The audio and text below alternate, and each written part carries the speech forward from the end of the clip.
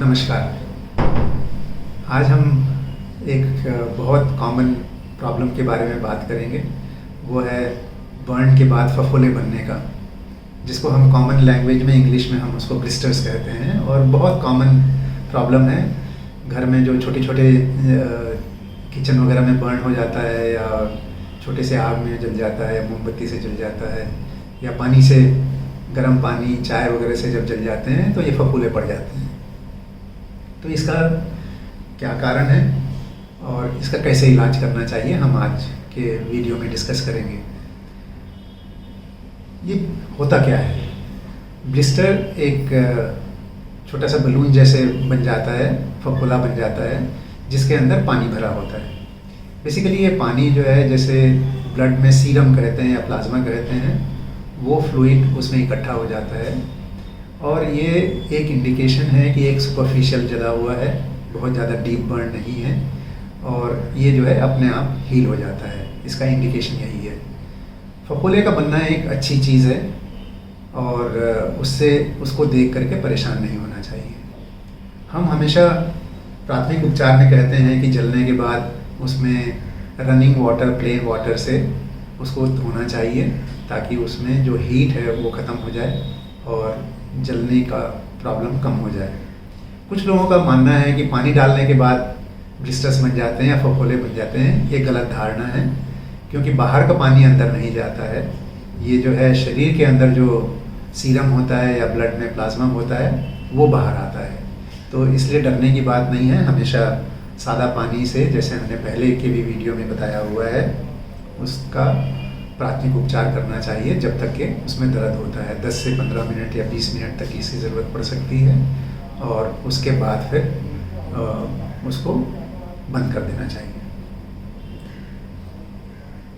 अब हमें यह देखना है कि क्या क्या प्रॉब्लम हो सकते हैं जब ब्लिस्टर बनता है।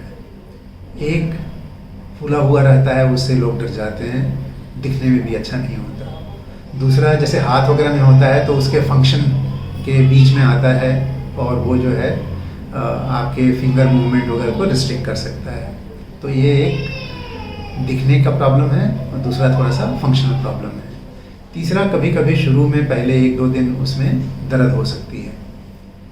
और चौथा, यदि मान लो उसमें कोई रेंट बन जाए किसी तरीके से, या कोई उसमें बैक्टीरिया जाने के लिए रास्ता बन जाए, तो उसमें इन्फेक्शन हो सकता है।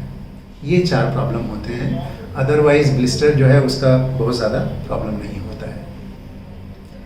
अब यदि किसी का ब्लिस्टर बन जाए तो उसका कैसे इलाज करना चाहिए? जैसे मैंने पहले बताया, इसको पहले वॉश करना चाहिए सादे पानी से जब तक ये ठंडा हो जाए, और उसके बाद उसमें सिल्वर बेस्ड ऑइंटमेंट लगाना चाहिए।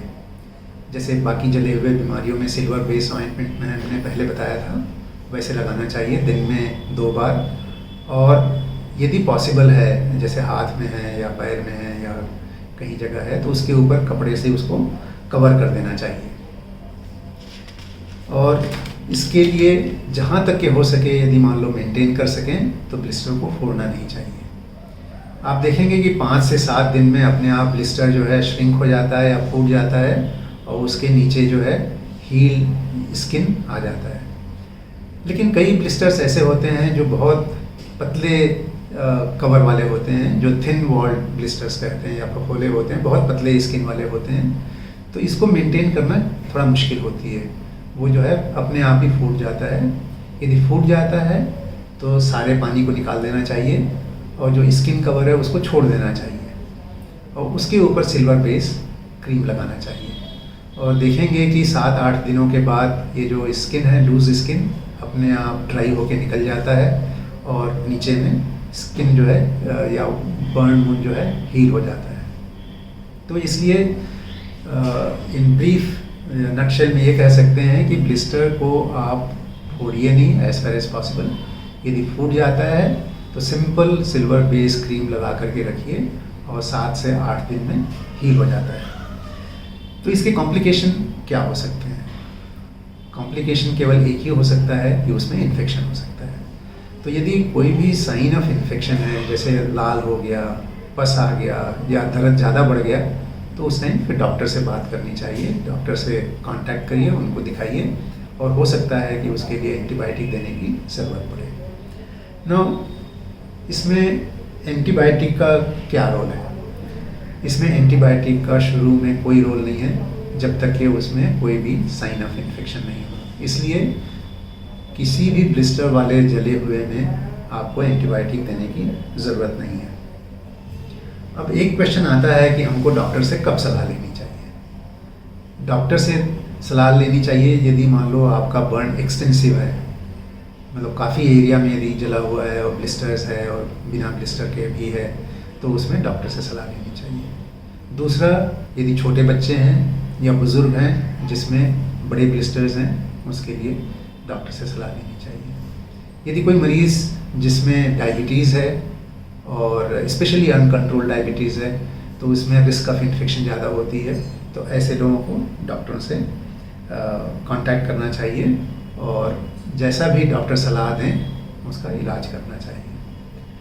हम हमेशा कहते हैं कि यदि कोई एक्टिव इलाज करे या कोई उसमें बहुत ज़्यादा एक्सपेंसिव ड्रेसिंग लगाए तो वो 7 दिन में हील होता है। यदि कुछ ना करें, जैसे सिंपल कंजर्वेटिव ट्रीटमेंट करें जैसे मैंने पहले डिस्कस किया, वो 1 हफ्ते में हील होता है। मतलब हीलिंग की स्पीड को आप कोई भी एक्सपेंसिव चीज़ों से इंक्रीज़ नहीं कर सकते, इसलिए परेशान होने की ज़रूरत नहीं है। यदि ब्लिस्टर हो जाता है तो